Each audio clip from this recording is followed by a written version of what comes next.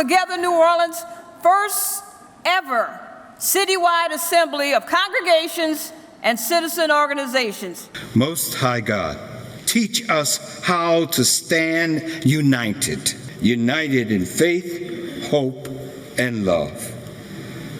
Let the church say amen. Can I just talk just a moment tonight about how you stepped into this place? You stepped into this place as a us. You stepped into this place as a them and as a they. But I want to also talk about how you will step out of this place. You will step out of this place as a new we. We're here tonight to create a new we. The us's, the them's, and the they's are not working for us any longer. We are us, them, and they because we separate ourselves by how we look. They are black, they are white, they are Latino. We separate ourselves by what we believe. They are Catholic, they are Jewish, they are Methodist, they are Baha'i. We separate ourselves by how much money we have. We separate ourselves by the agendas that we have. But it is time now that we form a new we. This we will not be afraid to build relationships, to sit down at the table with each other and look eyeball to eyeball with one another and figure out what we need together holistically as a body and as a community. We'll sit down at this table together, you and I, in this new we, so that we can sit down at other tables. Tables where we traditionally have not been wanted, where we've had to fight to get a place at. But whether they give it to us or not, we will take that rightful place where we belong. That's what the new we shall do. And as we come together to fight for our rightful place at the table together, we start tonight. When we exit and step out of this place, it is my hope that you and I will have a newfound commitment to say we're not us anymore. We're not them anymore. We're not they anymore. We are a new we. From this point on, we will contribute our time, our effort, and even our money as we pledge our dues tonight to say that we want to be a part of this new we. And if you haven't figured it out by now, we have a name for that new we. It is called Together New Orleans.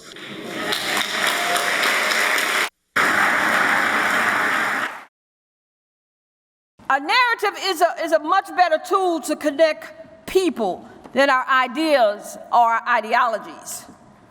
We're going to have a few of those stories tonight.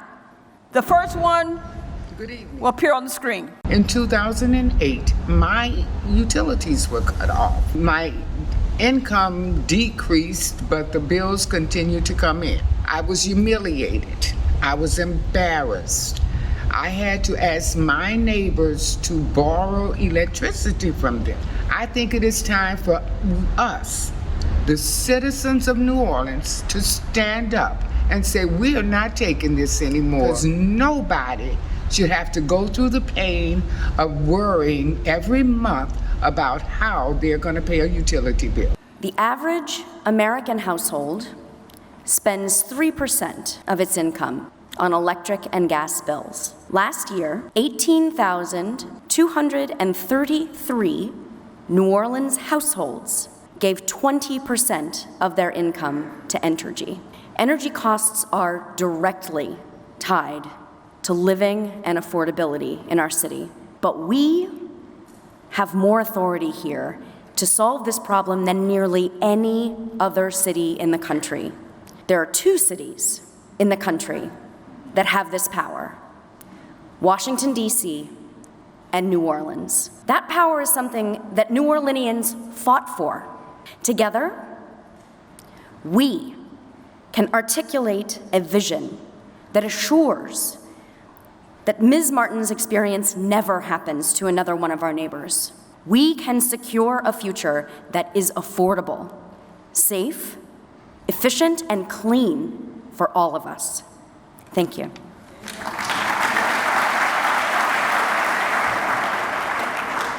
I'm a former food service worker at one of the local charter schools here in New Orleans. I started my employment with this company in 2015, and praises were sung until 2017, the year of my accident. I was working 30-plus hours, earning about $9 an hour, and nothing was made available to me. I felt so dehumanized, so devalued, so insignificant. We should hold accountable corporations and private entities who receive our public funding. The question I want to leave with you is, what do we value? Do we value human dignity? Do we value a hard day's work? Thank you.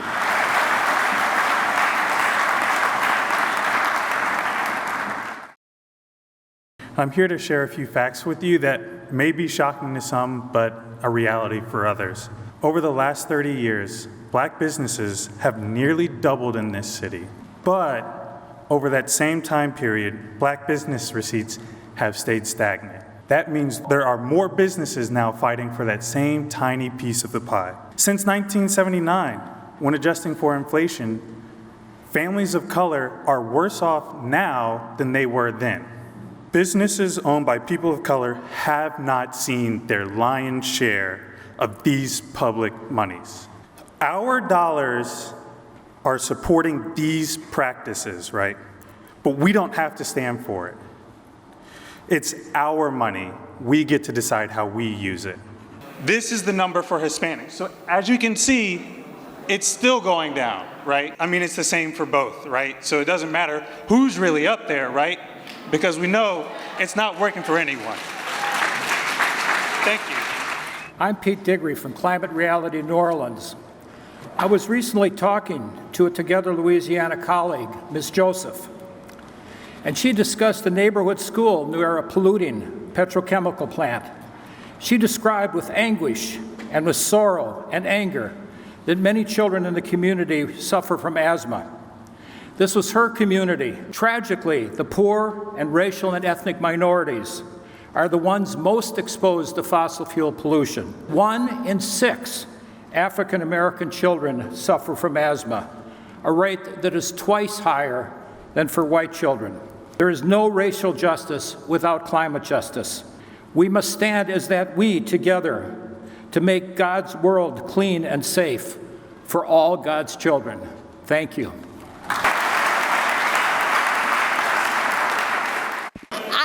I'm a former Lake Forest Charter School Eagle, and then I was displaced because rent went up.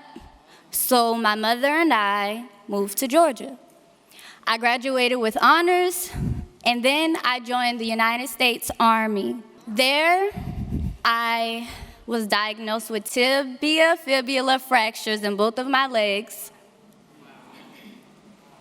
In 2019, I decided to come home, and I was happily greeted by my grandmother. However, I still had to work.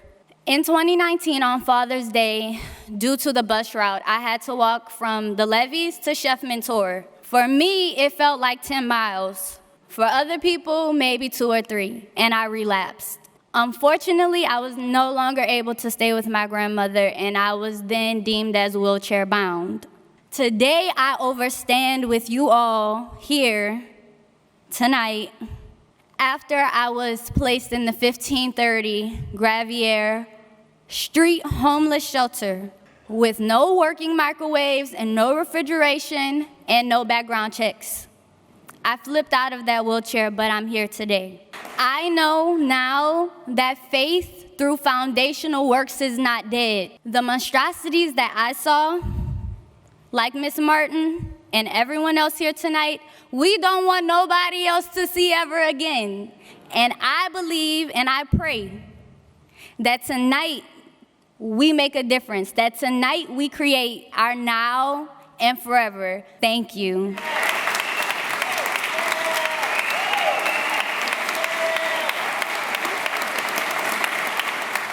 Soy una inmigrante indígena afrodescendiente. I'm an immigrant, indigenous, Afro-descended. que he residido en Nueva Orleans por más de 18 años.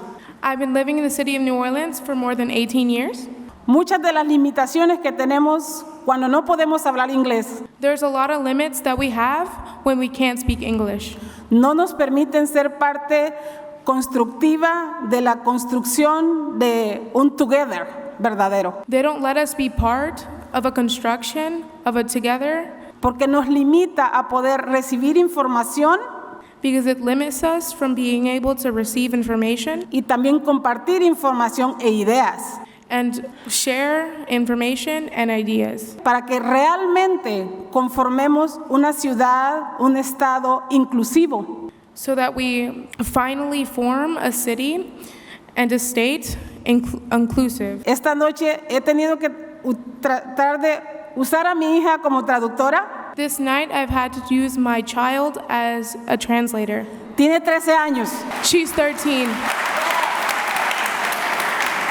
Creemos firmemente que cuando existen los accesos, We believe firmly that when the accesses are available, podemos realmente construir una ciudad donde todos y todas estemos cuidados. we can finally make a society where absolutely everyone is taken care of. Queremos ser parte, somos parte de esta ciudad. We want to be part of this city. We are part of this city. Y venimos aquí a ponernos en la disposición de construir juntos. No queremos preferencia, queremos ser parte de un together verdadero. Gracias. We came here to build and be part of a together and not just watch. No Thank más, you. no más ustedes, no más nosotros, uno solo. No more you, no more us. Together. Thank you.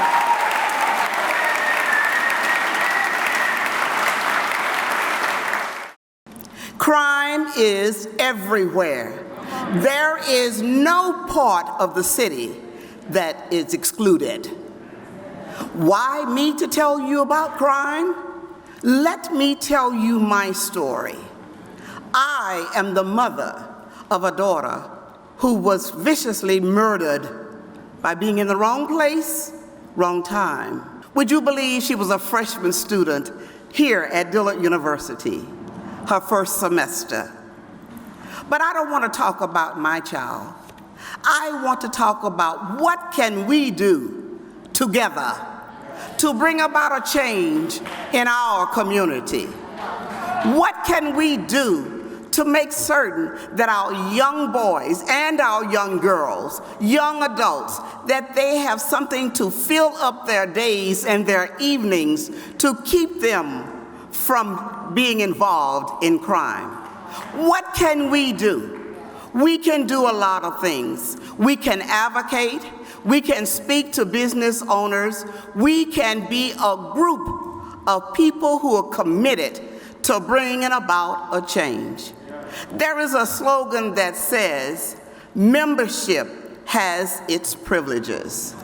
I say to you, if you're going to be a part of this organization, Together New Orleans, you have a privilege, but you also have a responsibility. We need to make certain that starting here and now, that we will commit ourselves to bring about justice for all. We need to make certain that we get those illicit guns off the street.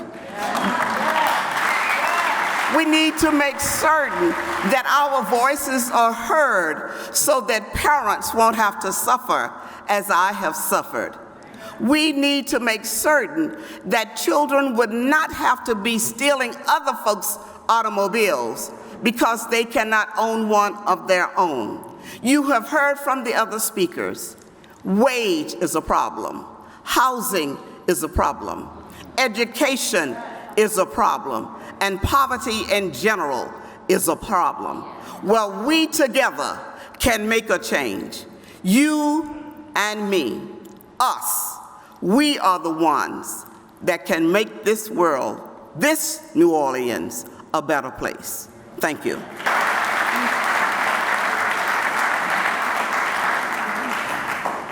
When I think of Together New Orleans and what we're building here tonight, I think about how during the 1950s in Montgomery, Alabama, how it was not one pastor, not two pastors, but it was many pastors, many churches, many people who decided and realized that they needed to come together, not just to support one courageous woman named Rosa Parks, but to realize that they needed to end segregated buses. Today in 2021, right now, here in our beloved city of New Orleans, we also face many challenges. You've heard them tonight: utility costs, gun violence, wages, so many things that we have to address. So what is Together New Orleans building to help make a difference, to make a dent in all of these things? Together New Orleans is simply this: it is an organization comprised of organizations. An organization comprised of organizations. Faith-based organizations, churches, synagogues, temples, mosques, nonprofit organizations such as the Alliance for Affordable Energy and others, educational organizations such as Xavier and Dillard, where we are tonight.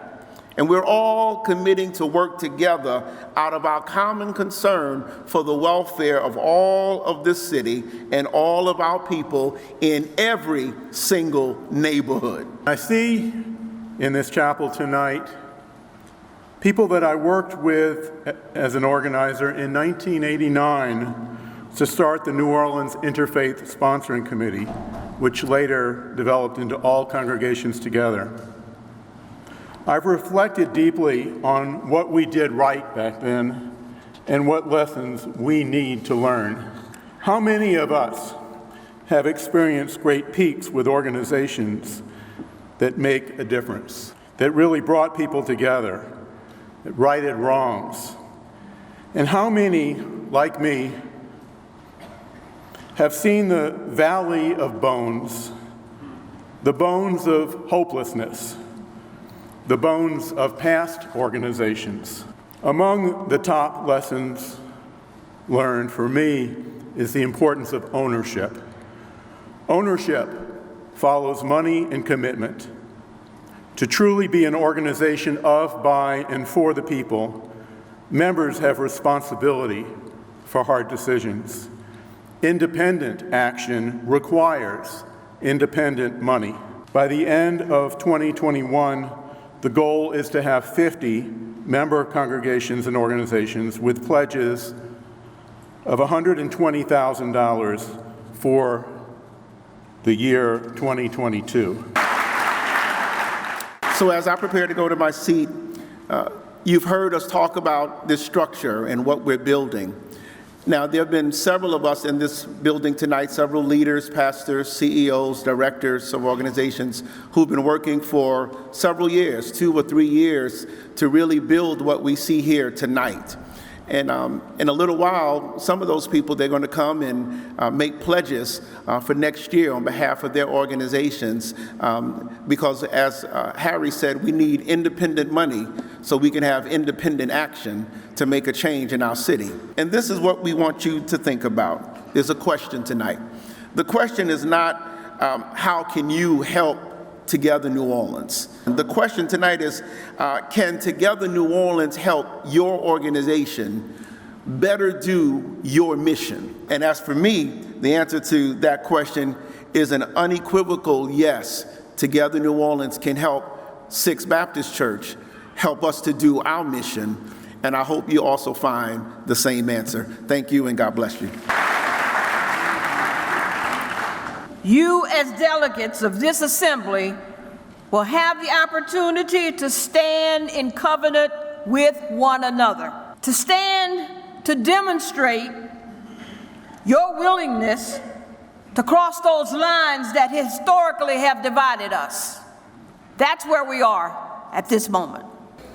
I am here representing Greater St. Stephen Full Gospel Baptist Church. We are pledging $1,200 a year. St. Mark's is pledging $1,200 for 2022. Pastor of the Sixth Baptist Church, and we want to be a part of Together New Orleans so that we can make a change in education in the city of New Orleans.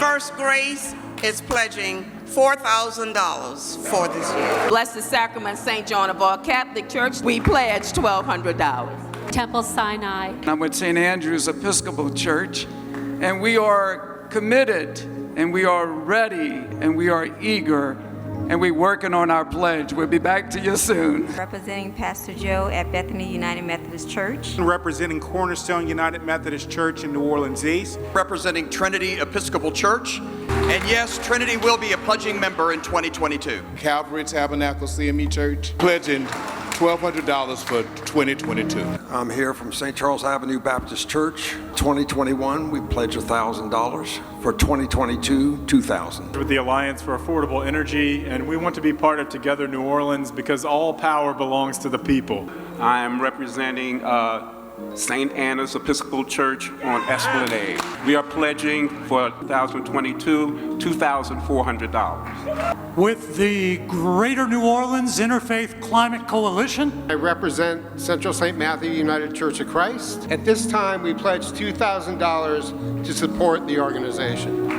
Representing Engaging New Voices and Voters, and we want to be part of this effort because new voices and voters are critical. From the National Council of Jewish Women, Greater New Orleans, and we are pledging to TNO $1,500. With the New Orleans chapter of the Climate Reality Project. I'm representing the nonprofit The Promise of Justice Initiative. We want to be a part of the effort to change the unjust criminal legal system. I represent Master Jurahim. We'll pledge minimally $500 and go from there for 2021. I'm representing Our Lady of Guadalupe Catholic Church, the International Shrine of St. Jude, and we are pledging $2,000. Representing the Greater New Orleans AFL-CIO, and our pledge will be next week at our meeting, a minimum of $1,200. Pastor of the Great Liberty Baptist Church and president of the First District Baptist Association, and we are pledging $1,200. May God bless you. And here representing Turo Synagogue Uptown, pledging $1,800 for our efforts. Pastor of Central Missionary Baptist Church in the Lower Ninth Ward area of New Orleans. We're going to pledge $1,200. Pastor of the Household of Faith Family Worship Church. We want to be a part of Together New Orleans because we're better and stronger together. We pledge $20,000. I represent Christian Unity Baptist Church. Here representing the Carrollton area neighborhood organizations. Pastor of Mount Tryon Baptist Church of St. James, Louisiana. I'm representing St. Paul's Episcopal Church in Lakeview, and we want to be a part of Together New Orleans to get out of our bubble. Healthy golf.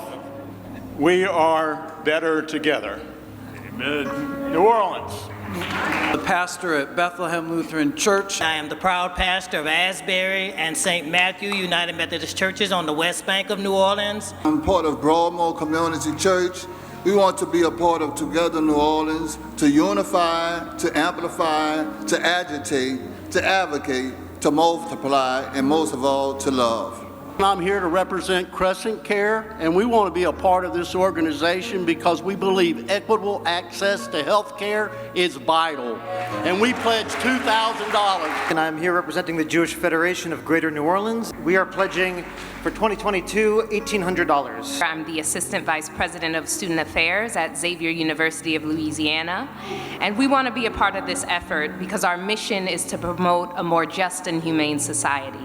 And today we are pledging $5,000. Minister Emeritus of Community Church, Unitarian Universalist. I represent the Hispanic Apostolate, and we want to be part of Together New Orleans so that the Hispanic community can continue to be an integral part of this wonderful city.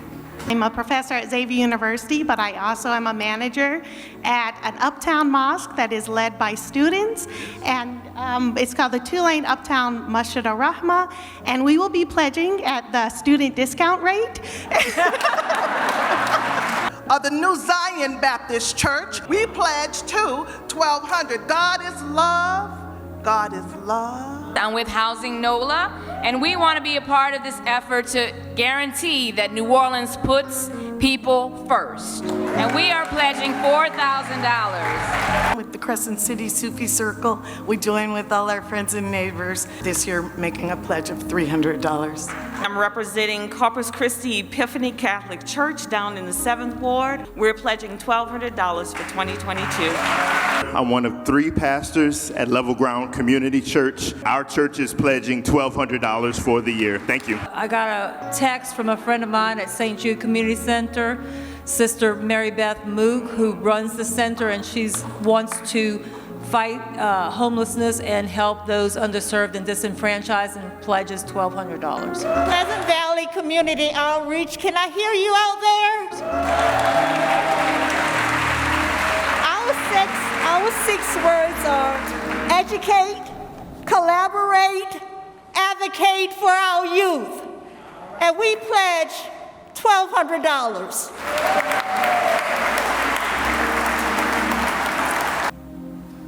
You know, I can't see the quilt, but I'm sure there's some space left on the quilt. That space is for our leaders and institutions who are still thinking about it. We are honored to have Congressman Troy Carter, who looks so good we forgot to give him a chair. Congressman Carter, would you share some brief remarks about what you've seen here tonight? God bless you, sir. It is so rewarding to see so many people who care. So many people who are giving their money, their time, their energy, their passion for solutions. I'm happy to be here to be a part of this as your member of Congress. And tonight I come to pledge my support to be a part of the solution. Not pledging to have all the answers, not pledging to have a magic wand, but pledging to have the right heart and the right energy and the commitment to listen, to learn, and to work with you to find the solutions that will cure and heal our land. Together, we are better. Together, we are stronger. Together, we will win. God bless you.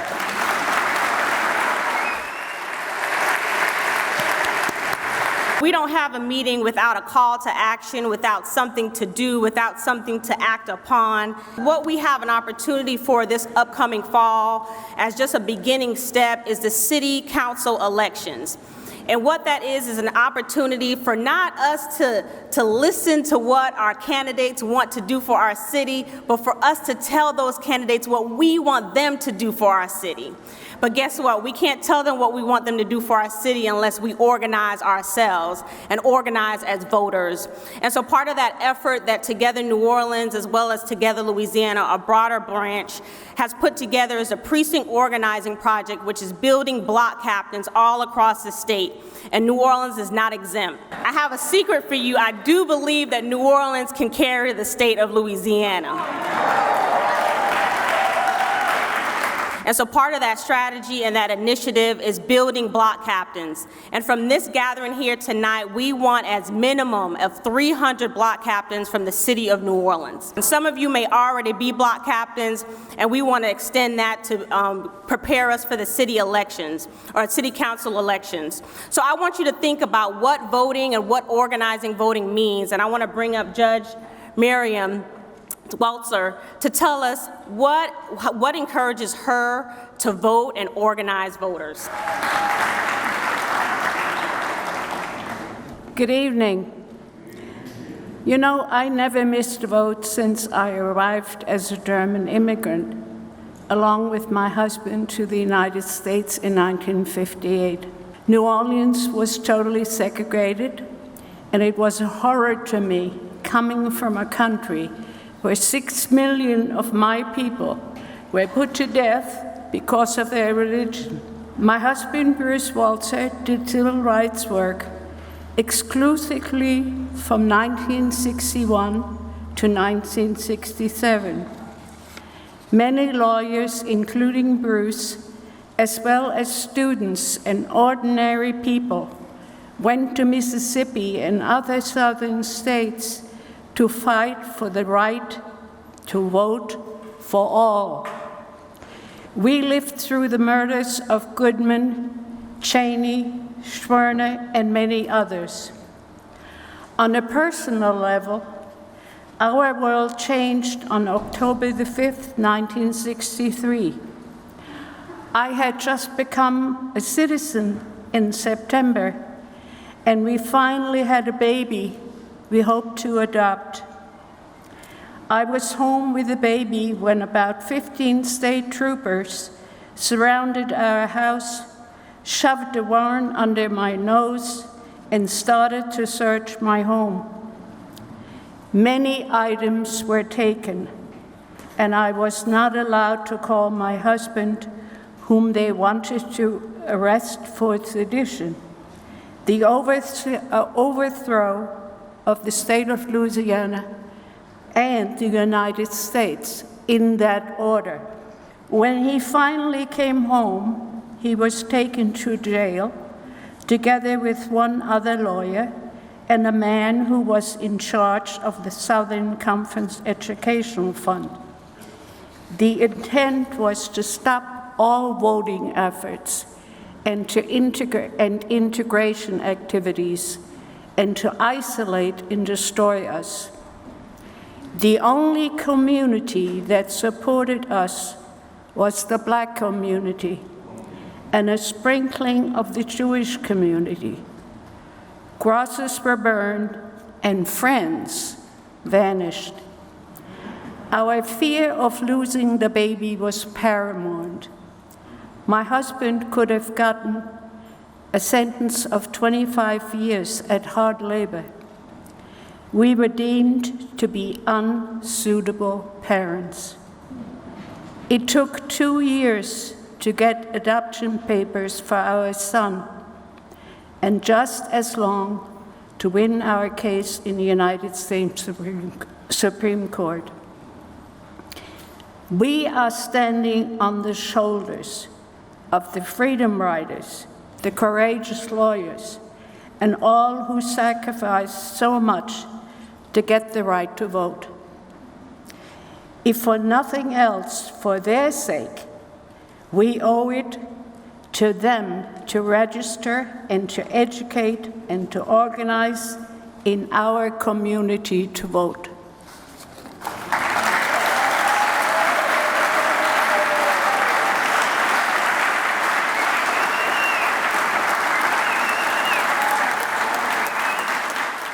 So at the 8 o'clock hour, I want you to take a moment and fill out this card.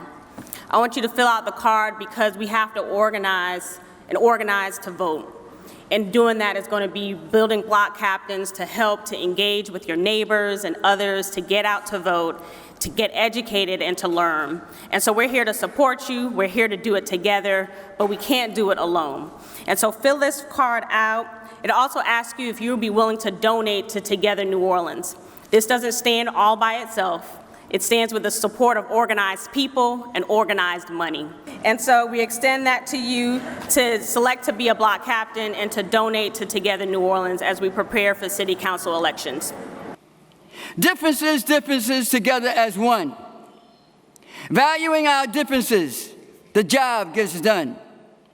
Amazingly agreeable, diffusing foolish violence.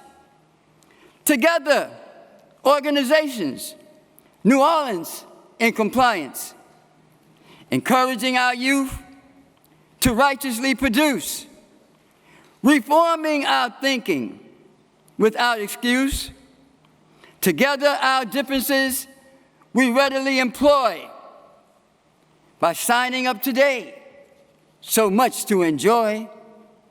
Together, united, differences superb. Differences we honor, the people we serve. Together, New Orleans, our differences we treasure. Organizations together, oh, what a pleasure. Let us stay committed, let's get it done, and remember, the Creator is greater, He's always number one. Thank you. We're going to ask Rabbi Todd Silverman to render us an interfaith prayer this time. Our God is eternal, and our eternal is one. And if there is a one in eternity, then surely those of us who find comfort and joy and love from that one must surely also be one, a one composed of many. And if there is a many that create a one, then surely we must draw into our holy assembly even more. We have to find an other and turn them into another who can shoulder burdens, another who pours out sweat, another who cries tears, and another who rejoices alongside of us. And so I say tonight, God, I have thanked you, I have praised you, I have loved you every day of my life, but especially, folks, from this point of view, I have never done so quite like I am right now. Blessed are you, God, who has given us the opportunity to change the world. Baruch atah Adonai shenatan lanu hizdamnut letaken et ha'olam ken yehi ratzon. It should be God's will. Thank you all.